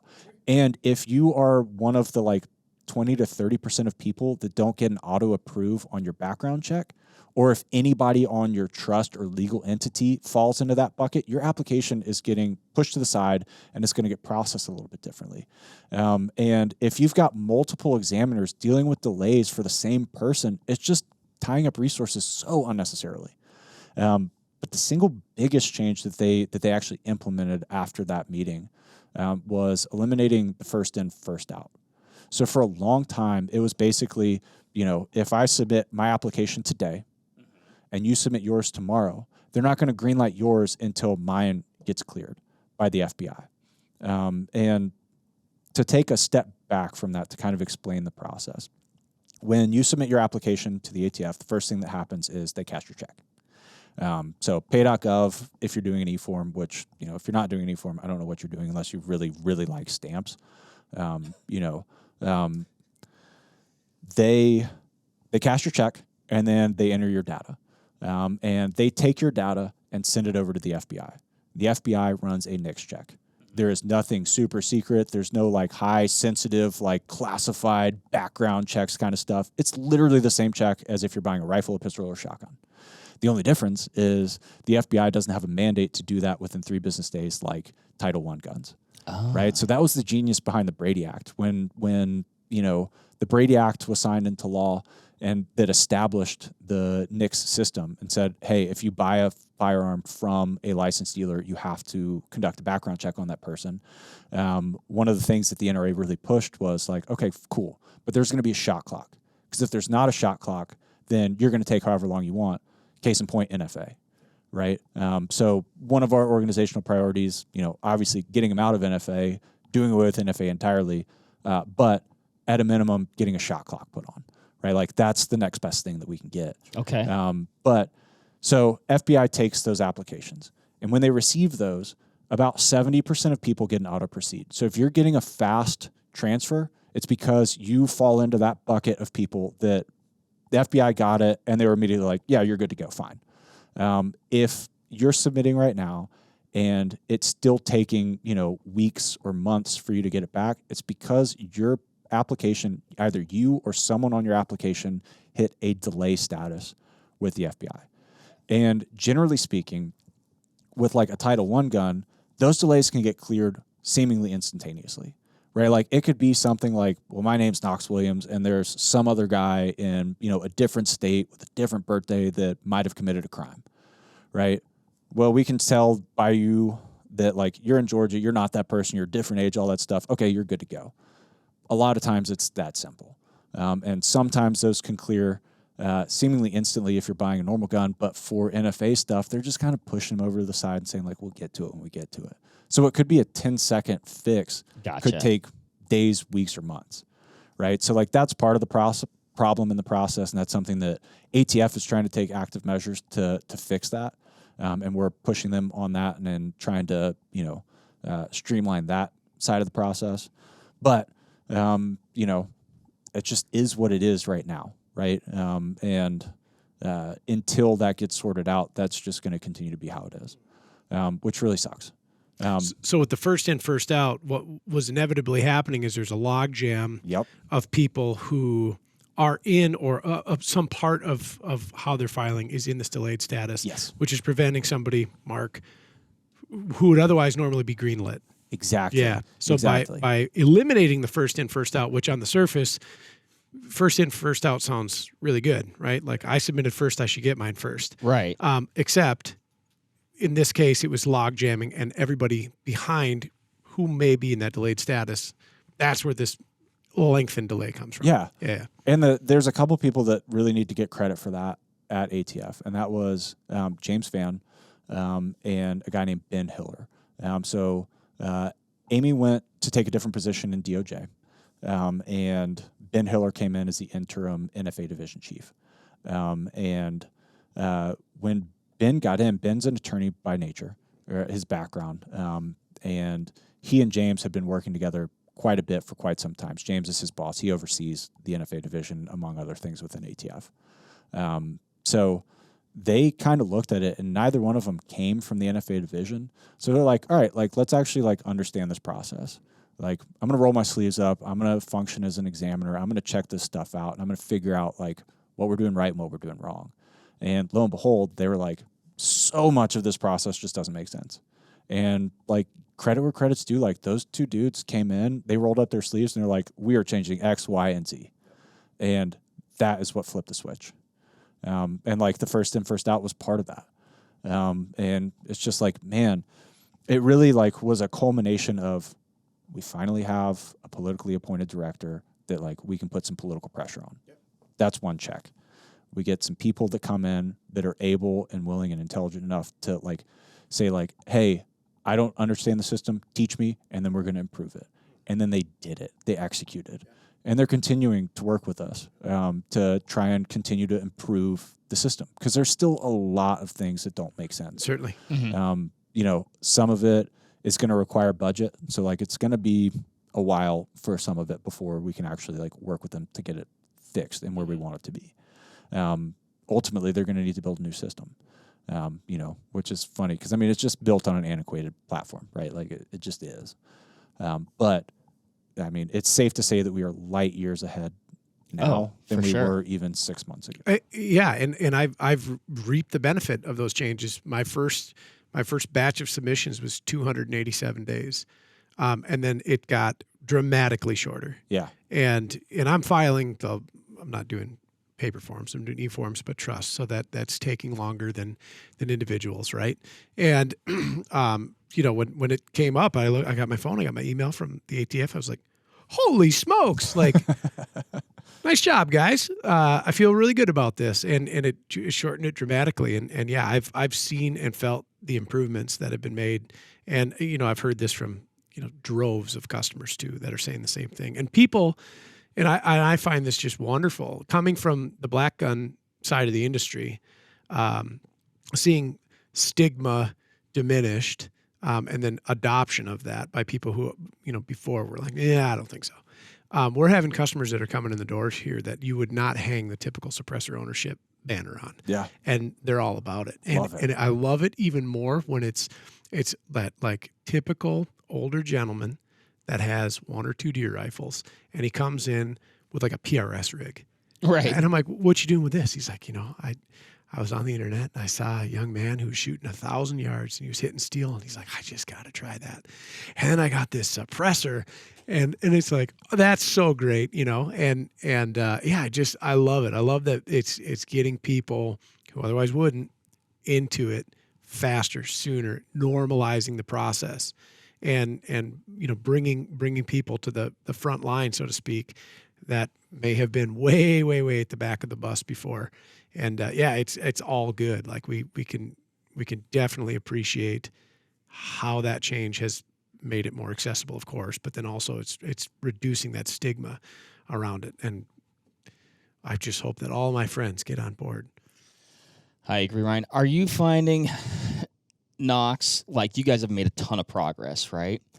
Is the appetite and attitude such that like everybody's on the same team wanting to get to the same spot, or are you guys running into roadblocks there too? Like there's still resistance to the, suppressor reform? It depends on what group you're talking about. Okay. Right. Like within the shooting community, I think that we're pretty well there. Right. Like the people that, jump and kick and scream about suppressors being unsporting or something that shouldn't use. It's like, okay, old man, like you go do you. That's fine. We're going to move on. The other 99% of us are going to go this direction. Yeah. So I think that we've won that battle. But the current political environment that we face is we've got 8 states left. 9 if you add Connecticut. That's the only state where you can own a suppressor and you can't hunt with it. Okay. So Connecticut's that way. We just finally got Vermont across the finish line for good. We removed this sunset provision that was part of a negotiation for the suppressor hunting that we got passed 2 years ago because the anti-gunners were worried that it would have a negative impact on domestic violence.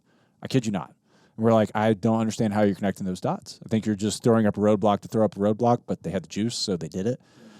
So we had a sunset provision, and again, it was set to expire this year. So had we not removed that sunset provision, then you wouldn't have been able to hunt with a suppressor anymore in Vermont. So that was a 10-year loop that we closed on that one. Cool. Wow. That was pretty cool. Yeah. And you've got, let's see, New York, Massachusetts, Rhode Island, Illinois, California, Hawaii, where else?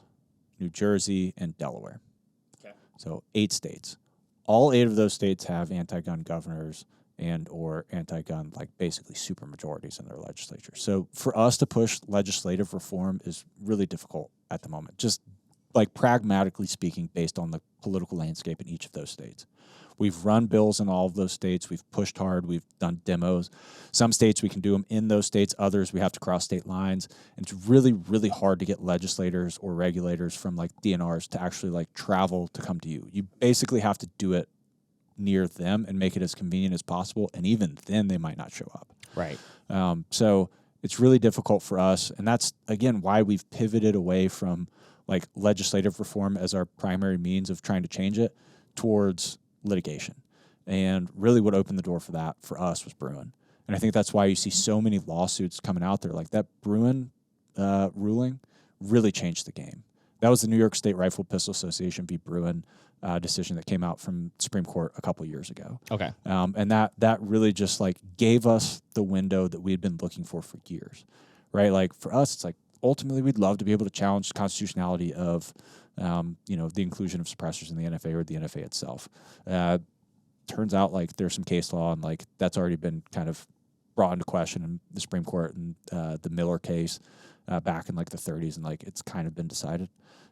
We're still looking for angles to figure out like ultimately can we do that. Part of our calculus is we want these things to be definitely in common use, and we're at 3.5-4 million this year. We want that number to be as high as possible before we ask that question. But on the state side, it gave us the opportunity to say, look, like we don't think that based on the Bruen ruling that any ban on suppressors is constitutional, any state level or federal level ban. So that's what we're challenging in Illinois. We're trying to raise money to file 2 additional lawsuits with the ultimate goal of petitioning up to the Supreme Court. We'd like to file a lawsuit in California. We'd like to file a lawsuit in New Jersey. And that gets us 3 different court circuits, which we think are favorable. We'd obviously love to win all of them. But, if we get a split between the different circuits, that increases our likelihood to be able to actually petition it up to the Supreme Court. And given the makeup of the Supreme Court right now, we think this is our window. So time is really of the essence. We're about a year and a half into the Illinois case. We're still waiting on a ruling. We thought that we would get a ruling Q1 or Q2 of this year. So we're past the window where we'd expected it. But at some point, the judge in Illinois is going to issue a ruling, and if we lose, we're going to appeal, and we expect that if we win, that the state is going to appeal. So really, we're at trial court right now. The real fight is going to be at the appellate level. At least that's what we expect. It's a possibility that if we win, that Illinois wouldn't. That has happened with some gun stuff before, where maybe the AGs from California and New York and stuff might say, "Hey, don't appeal this. We don't want it to go up any further because we think that we're going to lose," and don't basically play into their hand. That's a possibility, but kind of a long shot. So we're fully anticipating an immediate appeal on that. But yeah, it's pretty exciting stuff. It's super exciting. Do you know, what is their main argument against? You're arguing for. I feel that with, reasons that are based in, logic, fact, things like that. What is their argument against saying, no, we shouldn't have these things? Their main argument is that suppressors aren't firearms and therefore aren't protected by the Second Amendment. So for us, they're classified as firearms under federal law. The only reason they're restricted is because of their use with firearms. If it was just a silencer for a car, those are perfectly legal, right? But you're restricting their use on a gun. So that's kind of our argument. So basically, at its core, we're trying to let the courts decide whether or not the Second Amendment applies to suppressors, which obviously is something that we very much want it to do. Because if it doesn't, then governments can do whatever they want. And I think that, it's easy for people in the 42 states where suppressors are currently legal to think that they're safe. And in many of those states, they're really not. So we fought suppressor ban attempts in Virginia. I'd be like, oh, we did it, everybody. Yeah. But you look at places like Minnesota, I could see that as a state that rolls it back. The Pacific Northwest, in a heartbeat. I'm actually surprised that they haven't gone more ham on trying to ban suppressors. Colorado has toyed with it. Thankfully, they've got a governor that's got presidential aspirations, so he's trying to remain as moderate as possible on the gun issues, which is playing into our hand for now. Yep. But that's going to change at some point. Right. We fought an attempt in New Mexico this past year and the year before that. And that was actually one of the most fun things I've ever experienced politically, where we flew out to Santa Fe. We only had a couple days notice. It popped up quick. Wow. And we're all right, we're going to Santa Fe. We testified in committee, and we're basically look, including banning suppressors is nonsensical. We went through all of our arguments on look, this is a safety device. They're heavily restricted. You got to go through this process, yada, yada, yada. And the bill sponsor on the spot was I didn't know that about suppressors. I'm going to amend the language to strike through all the suppressor language. And we're is this really happening? Nobody ever does this during a committee hearing. Yeah, you are. So they literally amended suppressors out on the spot. And I just I'd never experienced that. I never expected to experience that. That was one of the coolest, all right, it feels pretty good. Yeah. It's still a really bad bill, and we still oppose the bill, in general, but organizationally, we no longer had a dog in that fight.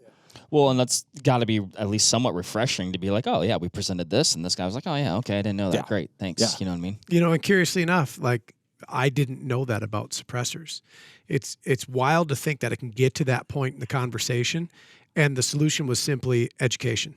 Right. I didn't know that the person who's buying this is taking a financial burden on twice, and then also has to have a spotless record. Yeah. In order to get there. This is the if we're trying to build the archetype for the perfect citizen, somebody who can't fill out a 4473. Like, lie on it. Yeah. You're in big trouble. Ask Hunter Biden. Yeah, you're in huge. you're in big trouble if you falsify that document. Like it upholds that citizen to a much higher standard, and they simply didn't know. And it's like, well, shoot, that meeting could have been an email, perhaps. Yeah. So what? I mean, I'm certain you're like, well, okay, like. Cool. Yeah. I'm glad we got here. But wow, that was a narrow miss. Like you said, though, Ryan, the fact that it's that far down the tracks before that education component comes into play is like. And you're at the big house, and they're gonna make, and it's like, no, we just didn't know. Okay, that's astonishing. Yeah. And we're just like, is this? Honestly, I didn't believe it. Yeah. I thought it was a joke. And I'm like, okay, when's the other shoe going to drop? Right? Like, what? This is a trap, obviously. Yeah. Like, what is happening? Yeah. Yeah. And they simply didn't know. Well, okay. Well, it makes you think, I guess. Wow. How much of that education component comes into play just with the org as far as, like, it sounds like, you're doing that at the, like, it's like the legislative level, like, hey, come on out, like, shoot with us. Are you getting people to come out and shoot and have those experiences? Man, we've had, it really depends, right? We've had shoots where we've had, 50 plus people come out, like all relevant people, right? Like members of the state legislature or, their staff or state agencies and that kind of stuff. We've had some where literally nobody showed up, where it's like we spin our tires, we get ready, we take the time, we fly out to wherever it is, we, rent out the range. A lot of ranges will just give us time, which is really cool. Some don't. And that's okay, right? Like it's their asset and like we need that space and we need that time. Man, we tried several times to get legislators from Rhode Island out to a shoot. It never worked. And it was just like, you live in the smallest state in the country. And like, I understand that we have to do it in Massachusetts, which even like, so we've got an SOT for our demo guns and stuff. We couldn't even bring our guns out. We had to get, I think YHM, at the time came down with guns. Yankee Hill Machine, those dudes are awesome. Really think the world of those guys, like in that whole team.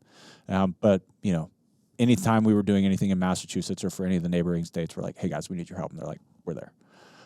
But even going through all that, like nobody showed up.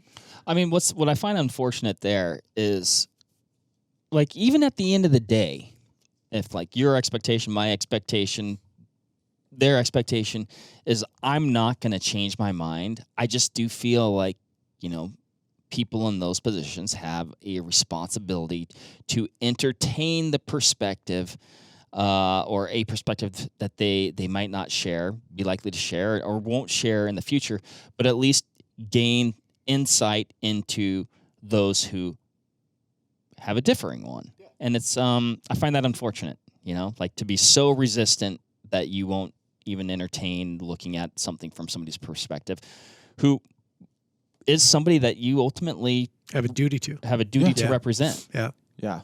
Well, to them, they don't see it as a duty to the facts. They see it as a duty to their constituency and like what's going to result in their reelect, right? Like that's all it is. It's that basic. So like, do the people that are going to vote for me care about this or not? Either way. And they're going to make their decision based off of that. It sucks that it's not about the facts because if it's about the facts, we win this every time. But even the people who are responsible for their reelection, there's part of that constituency that doesn't, that has that opposing view that they might, I don't know. But to differing extents, right? Like, you can't expect somebody from like representing a district in Manhattan to care about this, right? Like they're probably like single digit people in their districts that are pro suppressor and probably most all of them, everybody else is not. Even though Hiram, Percy, Maxim, his first office was actually in Manhattan across the street from City Hall, which is like the coolest thing. Like one of his first brochure, they got a really cool museum, the DuPont Museum in Delaware.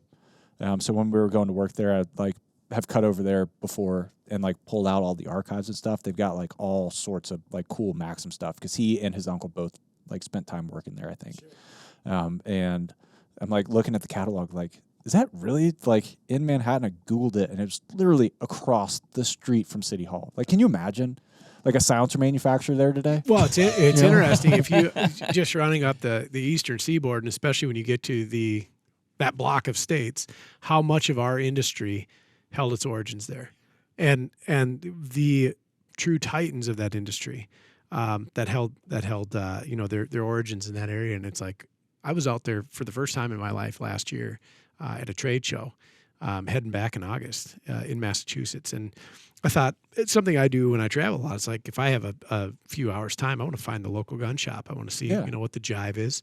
And kind of a sad state of affairs out there, and it's like, we are very near Boston.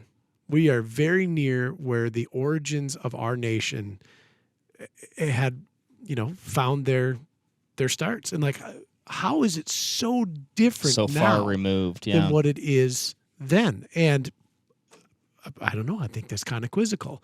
And to know that here Maxim had an office across from City Hall in Manhattan, it's ironious and very curious at the same time. Like, what an interesting thing. It should be like, that should be the case, and it should still be the case. Yeah. Right? Yeah. Yeah, and maybe even to a greater extent, but for some reason we've gone backwards. Yep. Well, I mean, you got folks like Maura Healey, the governor in Massachusetts, who's, since the Pulse nightclub event, has really been an absolute crusader against guns in every single capacity. I mean, she was the AG and now as the governor. I mean, there's just only so much that you can do. And like, okay. On my birthday in 2015, I think, 15 or 16, we had a hearing in Massachusetts at the State House. And it was like it was like gun day. Like, a lot of legislatures will have like gun day where they hear all the gun bills just one day because they know that it's going to bring a lot of people out. Right? Like, gun proponents and opposition, like, they come out generally in droves for that day. So the Capitol swarmed, and they're just like, let's just like check this box and like move on. So we had a hearing in one of the committees that day, and it was myself. It was a guy named John Hohenwater, who was the NRA state liaison at the time for that state, and it was Jim Wallace from Gun Owners Action League in Massachusetts. Great in-state group. We've done a lot of work with them, sadly to no avail in Massachusetts, but the three of us went up to the table to testify. And like, I remember when they called out our bill and we stood up, all of the Moms Demand Action people, just most of the room, probably a couple hundred people in this room, started making this noise. And I'm like, John, like, what are they doing? He's like, they're hissing. They're just No just way. a group of adults hissing at you like they're like snakes or cats, right? Like, it was one of the most surreal experiences that I've had professionally, where you're just looking around like, are they serious? Like, they don't know us. They have no idea what we're going to say. They hate us. Right. Right? Like, they would just as soon see us dead as walking up to this table, literally hissing at us.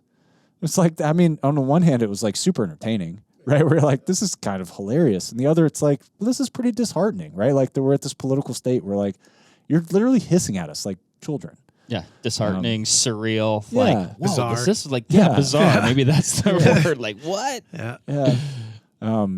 But I mean, like, that's just kind of what you're dealing with, right? And like, we saw a lot of that in Virginia in 2019 and 2020. There was the Virginia Beach shooting, and, according to some police reports, he used a suppressor.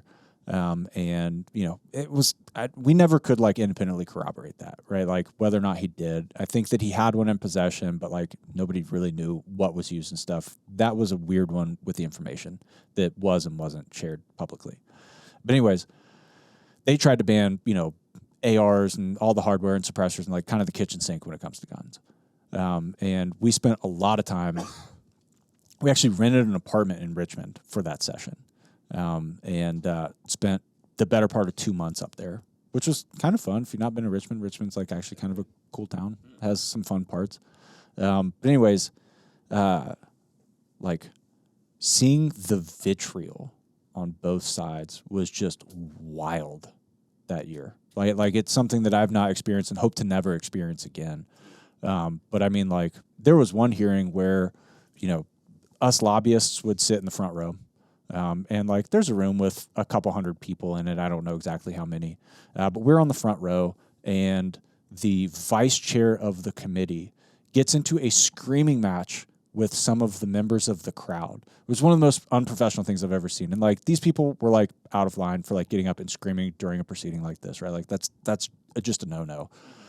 But to watch the vice chair engage, it was just like, oh my God, like what's happening? And the like bailiff or sheriff or whomever, like the Capitol Police that was in charge of that room, walks up to the committee chair. They have a word, and he walks down right in front of us, and he's like, everyone up, out. If you're not out of the room in 30 seconds or 60 seconds, like, we're going to arrest you. So all of us lobbyists are like, well, look, there's like one door back there. Like, there's no way we're going to make it, and we're going to be the first ones that you arrest. And like, right. Like, we're here fighting this, but like, we're not like rabble-rousing, right? Like, we're trying to fight this the productive political way. And we're just looking at him, we're like, hey, man, like, we're trying to get out. We're not going to make it. Can we go out the legislator's exit? And he kind of looks around. He's like, our lobbyists are like, yeah, here's our badge. He's like, okay, lets us out that side door.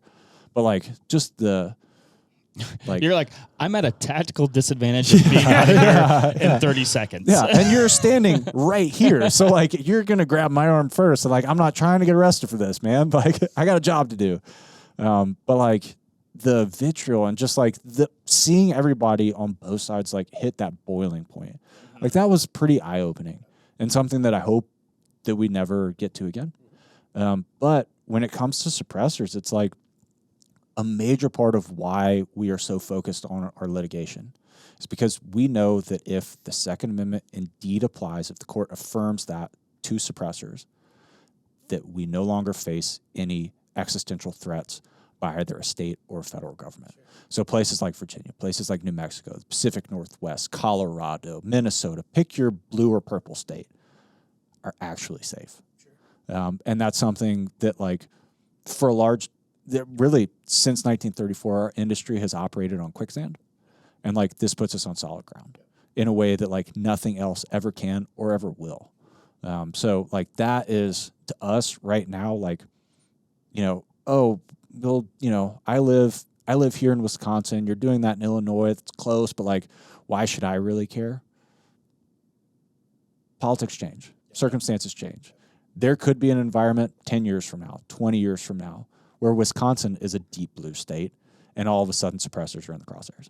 Right? And like, by helping us file these lawsuits and hopefully obviously win these lawsuits, you're making sure that that eventuality never comes to fruition.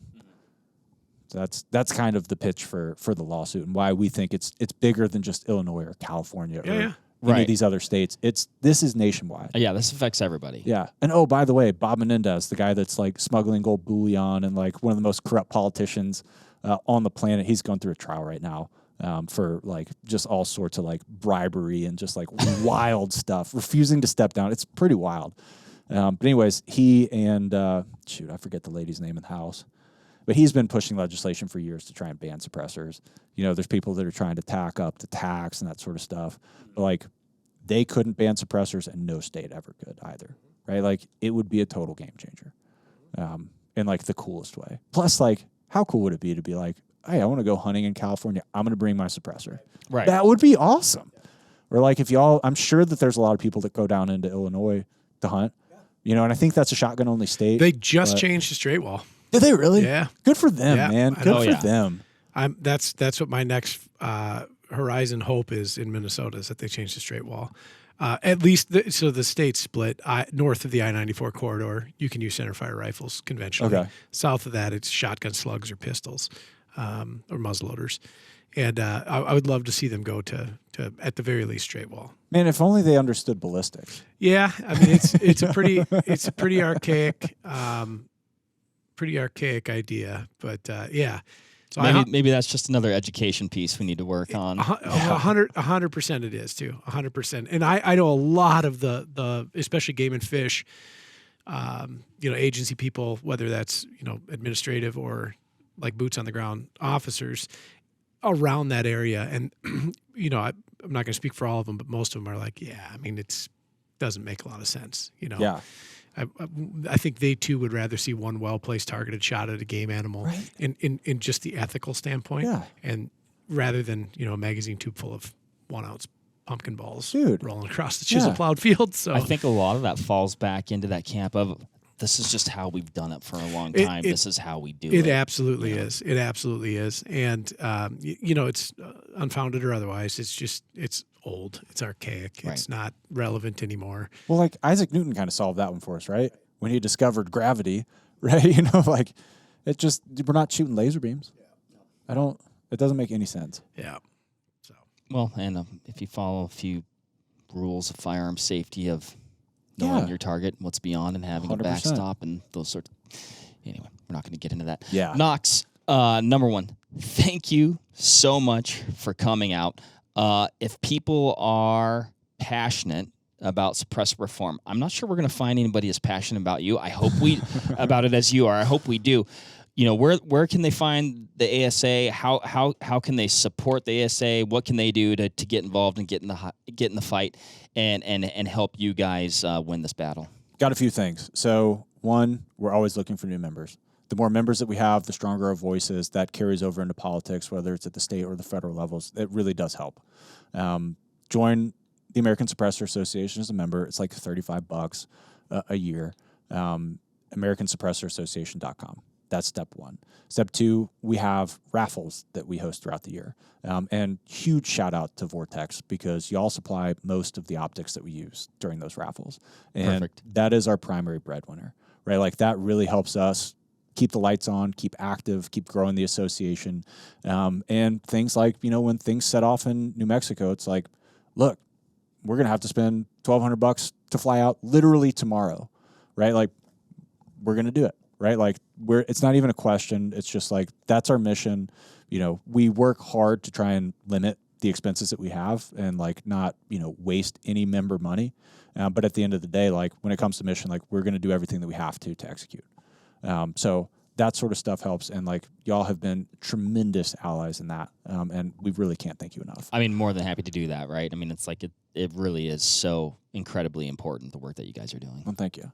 On the lawsuit side, we've got suppressor.org. That's where the ASA Foundation, which is the 501c3 wing of the American Suppressor Association, lives. So for anybody that's looking for a nice tax write-off, we are a C3. And that money goes directly towards public education, but also, most importantly, towards our litigation. So our lawsuits are going through there. We've got about a little over $1 million that we need to raise before we can actually get all of our lawsuits filed. So we've got one going. We want to file 2 more. We just need money, right? We've basically hired like the A team of appellate level litigators. Firm called Cooper and Kirk, right? Like they do a lot of pro-gun litigation. They've worked in front of the Supreme Court. They've won in front of the Supreme Court. And like when we did this, we're like, we want the best. So we didn't settle for anything less than that. But it comes with a price tag. Right. Right. So we're trying to raise money for that, tax deductible donations to the ASA Foundation at suppressor.org. And the last thing that we've got is a bit of a side note, but I have to plug it because we just got back. There's a group called Task Force Expedition. And it's something that we formed that's basically trying to raise money and awareness for various nonprofits that are involved in it. We just got back from Africa climbing Mount Kilimanjaro.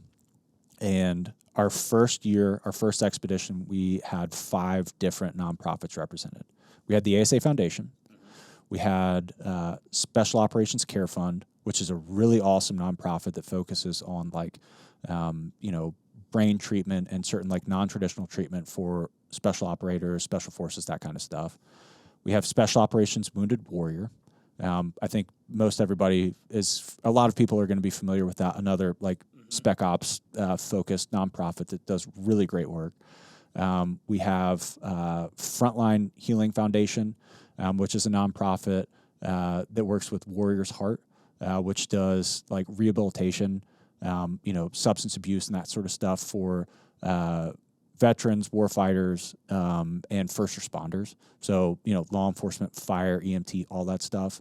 They do amazing stuff. And then a nonprofit in the UK that has asked to remain anonymous, but they focus their work on active duty and retired members and families of a certain regiment that does very high profile stuff. Very cool group. Very, good vetted nonprofits. Like these aren't your, groups that 90% of the money goes towards salaries and like 10% goes towards services. Like some of these are almost 100% service stuff, right? Like everybody has a lane, everybody has a niche, and everybody's doing really cool stuff in their space. So TFE or Task Force Expedition, we're trying to raise $500,000 that will ultimately be divvied up amongst all of those nonprofits equally. So our job is at this point to try and basically like shine a spotlight on all the different groups, tell their story, allow them to tell their story. We're going to have a documentary that's going to come out probably in October. So we're building up to that.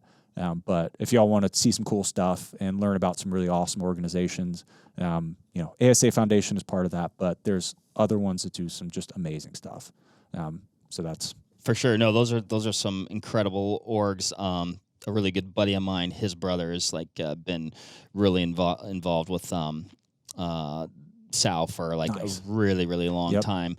And just, hearing him talk about that and what I know of just that organization specifically and knowing what company it would likely keep with those other orgs. I mean, they all sound super solid. So if a person wants to support that channel, how do they do that? Is that separate from the ASA stuff? How do they, or if they want to do both, how do they do that? Yep. So we've got American Suppressor Association.com. That's like the main ASA. That's our 501c6, like the primary housing of ASA. We've got the foundation. That's our 501c3. So again, anybody looking for tax deductible suppressor-related donations and write-off and that kind of stuff, suppressor.org for that. And then we've got Task Force Expedition, which is separate from all this stuff. Obviously, the ASA Foundation is a part of it. Right. That's at taskforceexpedition.com. Okay, gotcha. So people can go there. They'll see the story. We've got some videos. We're going to be coming out with a lot more content. We just literally got back last week, so the video guys have got their work cut out for them over the next little while to kind of get that so we can start pushing it out. But this is our first year, so it's kind of a proof of concept year for us. Our goal with TFE and Task Force Expedition is to make it an annual thing. Mm-hmm. If we can raise that $500,000, then we're going to start doing an expedition every year. And 1 year, maybe we'll go down to South America and climb Aconcagua. Maybe we'll go climb Mount Rainier, Denali, or go to the South Pole. Or we want it to be really cool adventures that bring everybody together. Okay. And give us the ability to tell the story of all the orgs that are involved. Another side note, the trip was entirely funded by industry sponsors. So every dollar that goes in, none of that goes to the actual trip itself. We wanted to make sure that this was zero risk for any of the nonprofits. So worst case scenario, you make a couple bucks, but at least you're not coming out of pocket. Brownells was involved in that. Pete Brownell came out, they donated $100,000 to this. Wow. To really get it off the ground. And Pete actually came out to the mountain with us. We had, who else? Silencer Co. was involved. Staccato was involved. Edgar Brothers, they're a big distributor out in the UK. Oh, Lord, who am I forgetting? Cry Precision was involved. So, really cool, awesome brands. Mm-hmm. We'd love to get y'all involved next year if y'all are at all interested. But twist my arm. Yeah. But, Helly Hansen, Nemo Equipment, they donated stuff. Solomon donated stuff. Oakley donated classes to us. It was neat. It was really neat, the group that we were able to pull together on that. And we're going to be doing a, premiere kind of for the documentary at some point, probably in October. Okay. I'll make sure that y'all are on the invite list. Yeah, keep us posted for sure on that. That just sounds absolutely amazing. So awesome, man. Well, like I said, can't thank you enough for making the time to come out here. It's been awesome visiting. Wish you the best with the rest of your trip. Thank you so much for your passion with just everything and the work that you've been doing in regards to suppressor and suppressor reform. We certainly need it, and I think you're definitely the guy for the job. So thank you so much. And like I said, if anybody else is passionate out there about suppressor reform, take a hard look at the ASA, the work they're doing, give them some support, and those other orgs as well.